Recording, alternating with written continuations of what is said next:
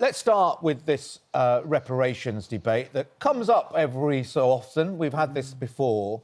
But this is sort of with a Commonwealth summit coming up. It's been brought up again. A lot of the African and Caribbean countries want this to be raised at the summit.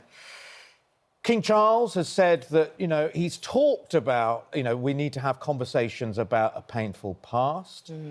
But at the same time, our Prime Minister, Keir Starmer, has said we shouldn't look backwards. We need to look forward. I think this happened overnight, the King spoke out. It's been seen as a sort of a strongest... Yeah, I think we can have a look at what the King had to say. Our cohesion requires that we acknowledge where we have come from. I understand from listening to people across the Commonwealth how the most painful aspects of our past continue to resonate. He goes on to talk about how we should choose our language and start saying... But one thing that's noticeable, he doesn't mention the word slavery in his speech. It's almost as if we still can't say the word. I mean, he talks about a painful past. Do you think people like King Charles are going far enough? Do we need to go further as a country? I sort of, weirdly, I'm sort of where the Prime Minister is, which is I don't want to look backwards, I want to look forwards. And actually, if you think about where the Commonwealth is now, as painful as it is to talk about slavery and all the things associated with what brought the Commonwealth into being, I think it's actually an amazing institution that for a lot of those member countries has been an important relationship with Britain in our history, in our past. My parents came from Commonwealth countries, and I don't think of myself as anything other than British. And I'm glad that we have that link back to where my heritage is from. And if you're talking about reparations, then, that's going to come out of general taxation. That's going to come out of things that I'm going to have to pay for. So I don't really understand why, the burden of that should be on people today. Could the difference be that, and I don't know, so forgive me if I'm being in any way insulting, could the difference be that your family's connections with the Commonwealth and the relationship with Britain didn't come from the point of view of generations back, your family being slaves? Yeah, that's right, but it's still oppression of a type. We were still under empire. And it's not like that was easy for anybody in Southeast Asia. And you're still right, it's distinct from slavery, absolutely. But, it is British politicians, with Pitt, who were actually talking about how disgraceful slavery was. We were essentially put our own device back. This is slightly the issue for me, though. I think we just sort of gloss over the word slavery. I think, considering what it was, it was chattel slavery.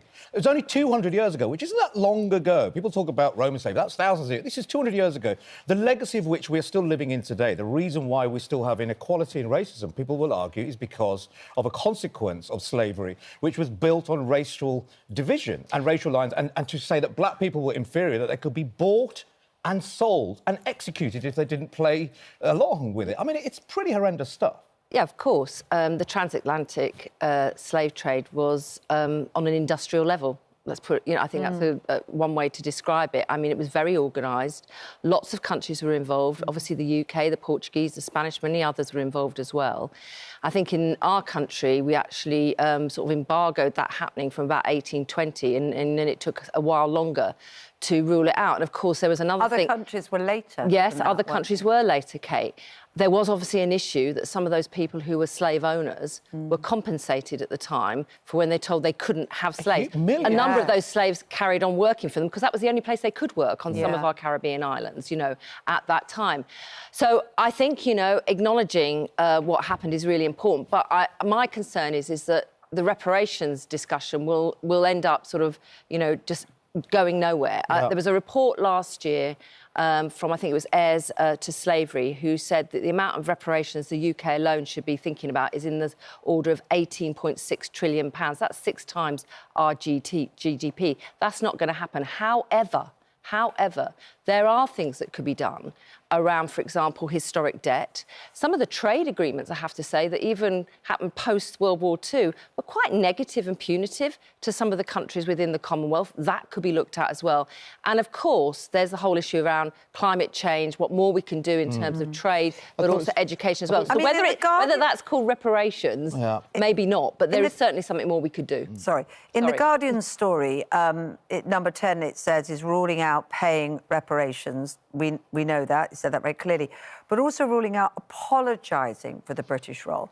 Now, would an apology be helpful, or does an apology automatically then mean you've admitted guilt, which, of course, the guilt has to be admitted, doesn't it, because it happened, but then you have to make the reparations? Because I think some people don't understand why it can't be an apology. So I get that, and this is something that, you know, most people will tussle with, but I think where I am is that if you're not responsible, what is the apology for? I don't. You mean if this generation isn't responsible? Yeah. Where is that? But the same thing. Our tax. Not so long ago, this country stopped paying the tax. Finally, paid off the compensation bill to slave owners. So we have. Right. Our money has gone in, but the other way. It's helped slave owners. So, you know, financially, you know. Look, I mean, I think it's quite interesting. Laura Trevelyan, she's a white British woman, she's a former BBC journalist, and she discovered that actually her ancestors had benefited from sugar plantations, or they'd never set foot in Grenada, I think it was. And this is what she said, talking about the past. At the time, she did an interview in 23, and she said, my family got everything and their families got nothing. So there's a very clear moral responsibility.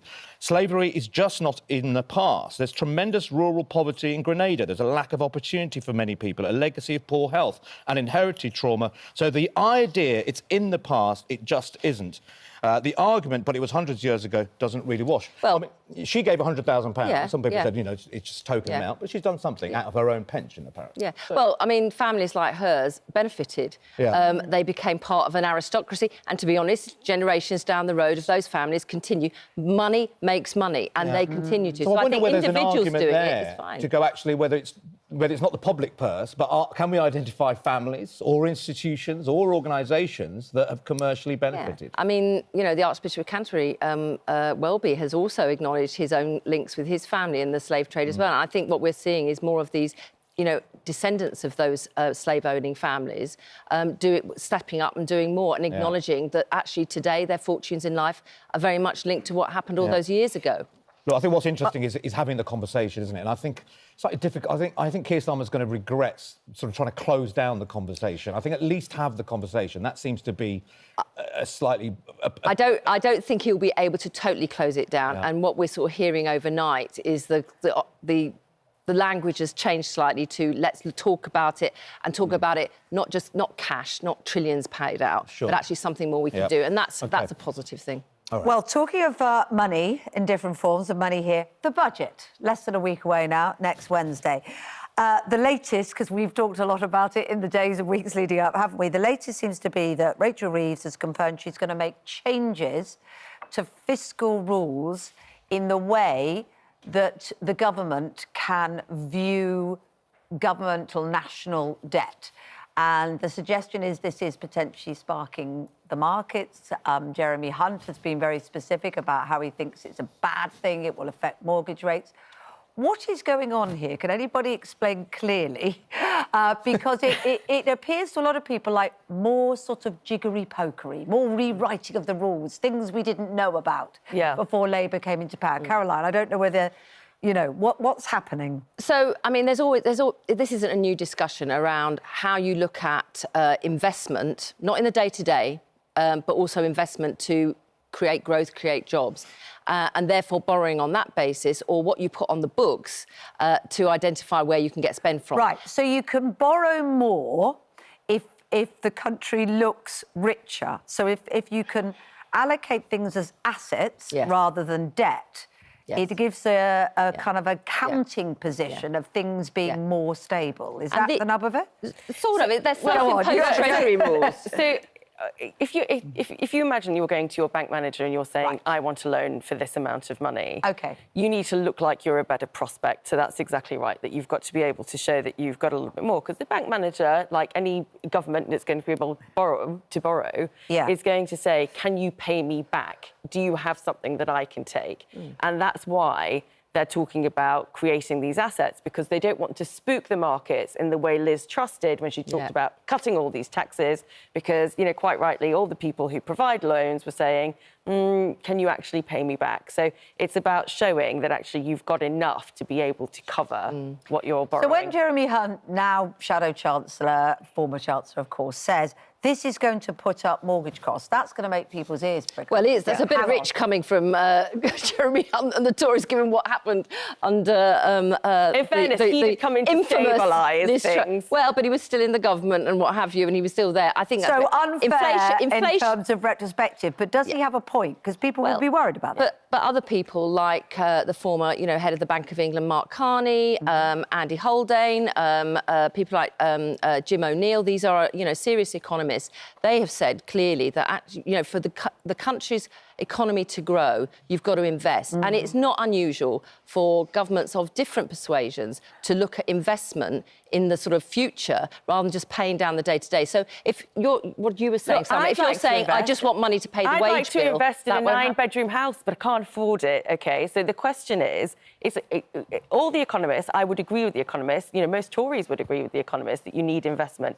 The question is, how do you get the money and how do you get it so that you don't scare and the governments market? have a role a 9-bedroom house. How many kids are you going to have? Just to show off. That's amazing. You got big one plans. One for your shoes, one for your work. Listen, you know, one thing's for sure. This build-up to this budget is extraordinary, isn't it? You wonder how much damage it is is doing to the Labour Party. I think they will probably want this budget to just be over and done with. I mean, this time next week we'll know. This time next week, Rodney? Exactly. We won't be millionaires. OK, Dame Esther Rantzen, I mean, incredible woman, incredible career. No matter where you sit on this debate, the fact that despite this horrible terminal illness she has, she is still fighting her corner, big and strong. She's now, in the latest comments, is deeply disappointed after Health Secretary Wes Streeting said he will vote against a bid to legalise assisted dying. You know, I think there was a sort of directive by the Labour Party, don't give out your opinion, let's not influence the debate. He said it at a sort of a Labour parliamentary group meeting. It's been leaked. It always was going to be if you say anywhere like a meeting. Did he know that? I mean, Esther Rantzen has a point in a way that the Health Secretary coming out and putting his place, you know, in the debate is quite influential in this, isn't it? Yeah, it is influential. I think also there's news that the Welsh Parliament has also had a vote on it and voted against it by, I think it was a margin 19 to 25. I think, look, I do believe, I support us doing something on assisted dying, but I do recognise and acknowledge it's a really hard decision for every individual MP to make. That being said, whilst I respect, you know, Wes's view, if the vote goes in support of assisted dying, his department are going to be at the centre of taking that legislation through and making it happen. So, again, I think maybe him being sort of standing back and be a bit neutral on this might have been helpful because, of course, this is what we're talking about now. For me, I respect people's view that if they're against supporting assisted dying, I respect that. My difficulty is we have a two-tier system. People who can afford it can go abroad to get support for assisted dying. Right. We know in this country that we've had a number of cases where a partner has eased the way for someone to pass and they've been arrested and charged, but they haven't ended up in prison because of the complex emotional dynamic in all of this. And then there's a whole load of other people in this country who cannot afford to go abroad, who have got tremendous trauma and terrible emotional issues to deal with, not least from the person who actually wants to have the support to die. And I don't believe we can carry on having a two-tier system in this country that doesn't reflect what is actually happening on the ground and in reality. And Summer, where's Streeting's main concern he's talked about? He's been accused of going, is this a religious point of view because of his religious background? He's made it clear it's not. What he's saying is that it's about concern that those in palliative care, you know, you know, he wants to give people a real choice and not to face coercion or feel a duty to die. It is a strong point, that, isn't it? Yeah. Because you can imagine, you know, and it might only be a few examples, but one example, in one case of this would not be good, would it? The fact that somebody could feel my family want me to go, so I probably should. Yeah, and that is one of the reasons why I still can't get on board with the idea of legalising assisted dying. And I recognise what Caroline says about the two-tier system and people having certain choices. But, you know, it's really about the ethical and moral standpoint of this. And actually, I disagree. I think Wes Streeting is perfectly entitled, as the Health Secretary, to air his views. A free vote doesn't mean that you stay neutral. A free vote means that you're able to vote with your conscience. Despite it's not his about position, party lines. I mean, he's a health minister here. But it's because of his position that we should be informed of this. You know, if you're going to go into public life, you should lead. You should be open about what you think. I mean, we criticise politicians all the time for not being straight with people. I understand what you're saying, that he's going to have to take the bill through, but that is the will of Parliament. You know, lots of politicians have to take bills through that they don't necessarily agree with the whole time. Well, we're very lucky because Dame Esther is going to speak to us a little bit later on the programme, which is amazing because we know her health position, but that's how passionate she cares about this. So we're looking forward to that.